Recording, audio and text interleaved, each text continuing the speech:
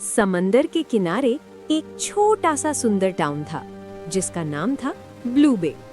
वहीं रहती थी एक लड़की जिसका नाम था जायरा। जायरा दूसरे लड़कियों जैसी नहीं थी।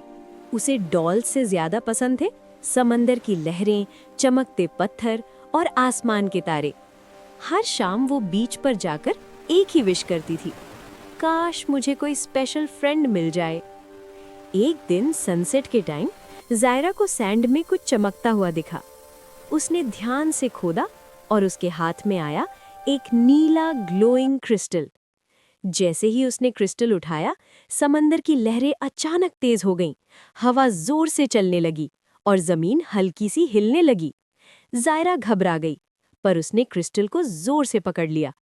तभी समंदर के बीच से एक बहुत बड़ा शैडो उठा। पानी फट गया और बाहर निकला एक जायंट मॉन्स्टर। उसकी आंखें ब्लू लाइट से चमक रही थीं और वो सीधा जायरा की तरफ देख रहा था। जायरा डर के मारे पीछे हट गई, लेकिन मॉन्स्टर ने अटैक नहीं किया।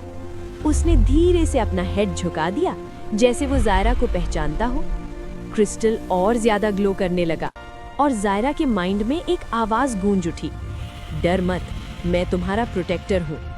ये कोई और नहीं था, समंदर का लेजेंडरी गार्डियन गॉडजिला।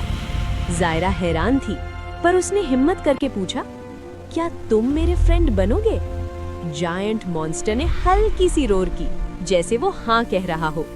उस दिन से जायरा और उसका जायंट फ्रेंड एक सीक्रेट बॉन्ड में जुड़ गए। कुछ दिन बाद सिटी में अजीब प्रॉब्लम्स शुरू हो गई। समंदर का पानी डार्क होने लगा, फिशेस मरने लगी और स्टॉर्म्स आने लगे। जायरा ने देखा समंदर में जायंट रोबोट्स खड़े थे जो ओशन की एनर्जी चुरा रहे थे। क्रिस्टल सडनली गर्म होने लगा। जायरा समझ गई उसके फ्रेंड को हेल्प चाहिए। जायरा बीच पर दौड़ी। उसने क्रिस्टल को स्काई की तरफ उठाया और जोर से चिल्लाई, please come back, we need you.